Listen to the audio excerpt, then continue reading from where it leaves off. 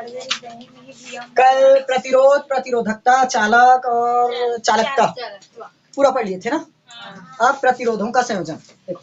प्रतिरोध मतलब रेजिस्टेंस जानते हैं, किसी चालक मतलब धारा के मार्ग में अवरोध उत्पन्न करने वाला चालक, वही क्या कहलाता है? प्रतिरोध। अब उसी प्रतिरोध का संयोजन करना है। प्रतिरोधों का संयोजन, प्रतिरोधों का संयोजन दो प्रकार से पढ़ना है। एक श्रेणी क्रम, दूसरा है समांतर क्रम। श्रेणी क्रम संयोजन और समांतर क्रम संयोजन। सीरीज कॉम्बिनेशन और पैरेलल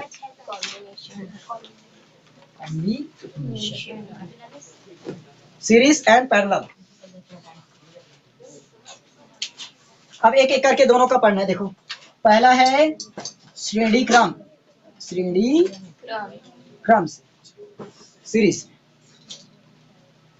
इसके लिए डायग्राम बनाओगे पहले। सीरीज मतलब समझ रहे हैं, श्रेणी।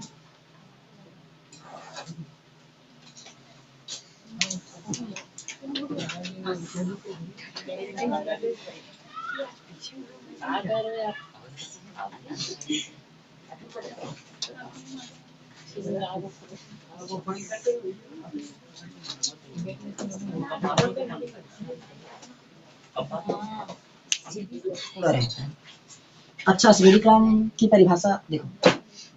श्रेणी क्रम किसको बोलते हैं? जिसमें ना प्रत्येक प्रतिरोध, ये 3 प्रतिरोध है यहाँ पर खैर, तो पूरे के लिए बनाना है। 3 की जगह 4, 5, 10 जितना लेना चाहो ले सकते हैं, 2 भी रख सकते हो। तो श्रेणी क्रम संयोजन में प्रत्येक ये पहले सिरे समझ लो। इसको क्या कहते हैं? पहला सिरा और ये दूसरा सिरा। 2 सिरा रहता है ना, हर चीज का 2 ही सिरा रहता है। रस्सी को ऐसे पकड़े, एक सिरा और इधर दूसरा सिरा, दूसरा सिरा ही आता है। और एक माला को भी पकड़ते हैं तो 2 ही सिरा मिलता है। वैसे यहाँ पर भी कितना रहेगा? 2। ये पहला सिरा और ये दूसरा सिरा। तो इसमें सिर्फ 3 के जगह हम लोग 4, 5 जितना ले सकते हैं ले लिए। 3 ही बनाना हो गया। अपने हिसाब से बना भी सकते हो ना ज्यादा, लेकिन हम लोग बना रहे हैं 3 पर। तो क्या होगा? प्रत्येक प्रतिरोध का दूसरा सिरा अगले प्रतिरोध के पहले सिरे से जुड़ा रहता है। हो गया। प्रत्येक प्रतिरोध का दूसरा सिरा अगले प्रतिरोध के पहले सिरे से जुड़ा रहता है। हुआ। अब वैसे ही देखो यहाँ पर भी है, ये वाला इसका दूसरा सिरा तीसरे के पहले सिरे से जुड़ा है। वैसे ही चौथा आ गया तो तीसरा का दूसरा सिरा चौथे के पहले सिरे से जुड़ा है। क्लियर हुआ? देखो श्रेणी क्रम संयोजन का परिभाषा लिख लेना पहले। श्रेणी क्रम संयोजन में, श्रेणी क्रम संयोजन में प्रत्येक प्रतिरोध का पहला सिरा नहीं, प्रत्येक प्रतिरोध का दूसरा सिरा, प्रत्येक प्रतिरोध का दूसरा सिरा अगले प्रतिरोध के कौन से सिरे से जुड़ा रहेगा? पहले से। अगले प्रतिरोध के पहले सिरे से जुड़ा रहता है।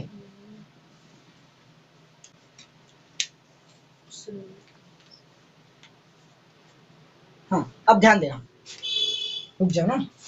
अब प्रत्येक प्रतिरोध का दूसरा सिरा अगले प्रतिरोध के पहले सिरे से जुड़ा है। हो गया।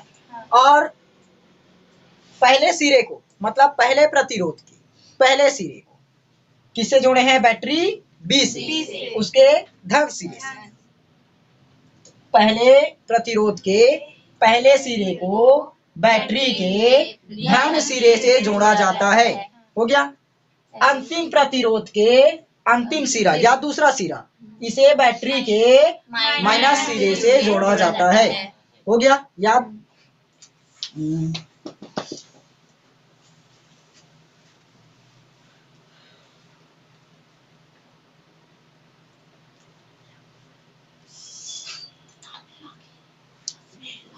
यहां से क्या लिखोगे? पहले प्रतिरोध का पहला सिरा, पहले प्रतिरोध का पहला सिरा बैटरी के धन सिरे से तथा अंतिम प्रतिरोध ना, अंतिम, क्योंकि यहाँ पर तीसरा अंतिम है लेकिन चौथा भी तो कर सकते हैं, तो अंतिम प्रतिरोध का दूसरा सिरा या अंतिम सिरा, दूसरा सिरा माइनस सिरे से बैटरी के ना, बैटरी के माइनस सिरे से जुड़ा रहता है। श्रेणी क्रम संयोजन, मतलब इसका परिभाषा बस लिखे है ना अभी श्रेणी क्रम का। अब हमें इसके लिए पूरा डेरिवेशन निकालना पड़ेगा, मतलब व्यंजक। देखो आप ये तो अभी सिर्फ श्रेणी क्रम का परिभाषा देखें, अब पूरा चित्र का वर्णन करेंगे जितना चित्र में दिखा है।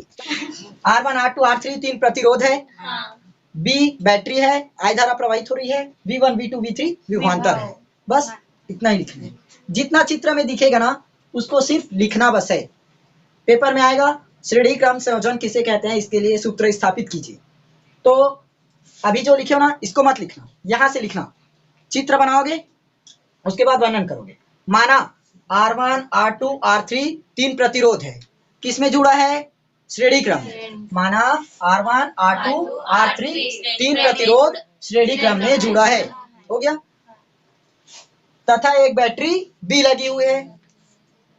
जैसे ही बैटरी को ऑन किया जाता है तो क्या होगा, इसमें I धारा प्रवाहित की जाएगी। ऑन किया जाता है मतलब ना, जैसे ही बैटरी B से धारा प्रवाहित की जाती है, बैटरी B से धारा प्रवाहित की जाती है, तब R1 R2 R3 में विभवांतर क्रमशः V1 V2 V3 हो जाता है।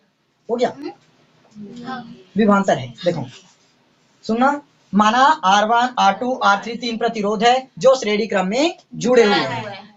बैटरी B से धारा प्रवाहित की जाती है, तब R1 R2 R3 में क्रमशः V1 V2 V3 विभवांतर उत्पन्न हो जाता है। विभवांतर है। देखो सुनना, माना R1 R2 R3 तीन प्रतिरोध है जो श्रेणी क्रम में जुड़े हुए हैं। बैटरी B से धारा प्रवाहित की जाती है, तब R1 R2 R3 में क्रमशः V1 V2 V3 विभवांतर उत्पन्न हो जाता है। हो गया। देखो माना R1 R2 R3 तीन क्या है, प्रतिरोध। तीन प्रतिरोध किसमें जुड़ा है, R1 श्रेणी क्रम में जुड़ा है। R1 R2 R3 तीन प्रतिरोध श्रेणी क्रम में जुड़ा है। उसके बाद बैटरी B से क्या करे, धारा प्रवाहित करने पर R1 R2 R3 और R3 में क्रमशः V1 V2 V2 V3 विभवांतर प्रवाहित वाह उत्पन्न होता है। समझ गए, क्लियर हुआ। पेपर में आएगा तो सिर्फ इतना ही लिखना, माना R1 R2 R3 तीन प्रतिरोध श्रेणी क्रम में जुड़े हुए हैं। जैसे ही बैटरी B से धारा प्रवाहित करते हैं, तब R1 R2 R3 में V1 V2 V3 विभवांतर उत्पन्न हो जाता है। सेम ऐसी है। चलो अब हाँ देखो, विभवांतर क्या है, V1 V2 और V3। तब क्या लगाओगे, ओम के नियम से। ये ओम का चिन्ह है ना, ओम के नियम से। ओम के नियम जानते हैं क्या होता है, R is equal to V upon I होता है। R is equal to V upon I। अब यहाँ से ध्यान देना, सभी में धाराएं एक ही प्रवाहित हो रही है कि अलग अलग, एक धारा तो I बस है, और विभवांतर एक ही है कि अलग अलग। विभवांतर क्या है, V1 V2 और V3। विभवांतर अलग अलग है लेकिन धारा सब में एक ही है। हो गया। तो यदि हम लोगों ने कुल विभवांतर निकाला तो कुल विभवांतर मतलब V आएगा। V पूरा बटा है V1 V2 और V3। जैसे मान लो मेरे पास 10 वोल्ट का विभवांतर है, मैंने एक को दिया 5, दूसरे को 4, तो तीसरे को 1 हुआ। अब हमें पूरा निकालना है तो कैसे करोगे, जोड़ोगे, 5 4 9 और 1 10, तो पूरा कितना निकला 10। तो वैसे यहाँ पर V1 V2 और V3 को जोड़ना पड़ेगा, तब क्या मिलेगा V मिलेगा ना। नहीं, इसको मत जोड़ना, ये सिर्फ नाम है, नाम दिए हैं, इसको VA VB VC भी लिख सकते हैं। अब कैसे जोड़ दोगे वैसे, V1 plus V2 plus V3 क्या मिलेगा V। अब हुआ क्लियर। चल विभवांतर, कुल विभवांतर निकालें, कुल विभवांतर, कुल विभवांतर V बराबर क्या होगा, V1 plus V2 plus V3।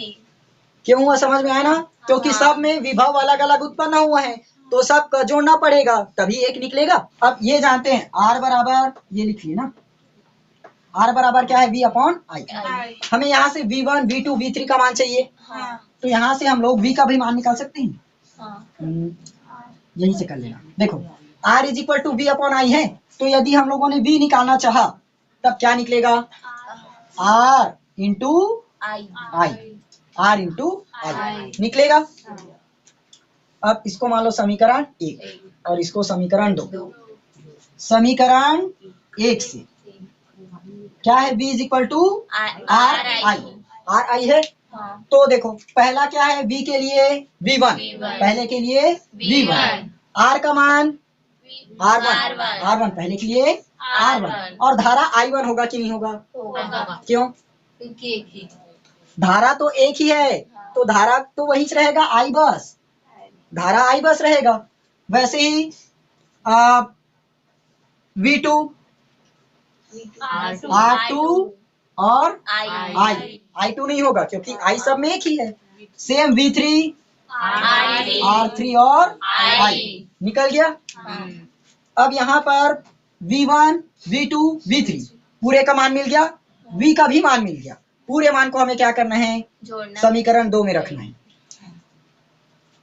समीकरण 2 में सभी मानों को रखने पर, सभी मान को रखने पर रखें, V का मान R इंटू I होगा और V1 का मान R1 I plus V2 R2 I V3 R3 I निकल गया। सब में एक चीज हमें दिख रहा है कॉमन, क्या है I, और इधर R I क्या निकल सकता है I, R1 plus R2 R3, यदि अंदर में गुणा किए तो वही मिलेगा। अब देखो यहाँ पर I है, यहाँ भी I है तो कट सकता है क्योंकि ये इसके साथ इंटू भी है, नीचे में आकर डिवाइड हो जाए, या तो इस I को इधर लेकर गए डिवाइड नहीं होगा, कटेगा। तो R बराबर क्या मिला, R1 plus R2 plus R3। पूरा गणित के सवाल है। हाँ निकल गया। यही किसका सूत्र है, श्रेणी क्रम संयोजन का सूत्र है। प्रतिरोध का, यही प्रतिरोध का श्रेणी क्रम का सूत्र है।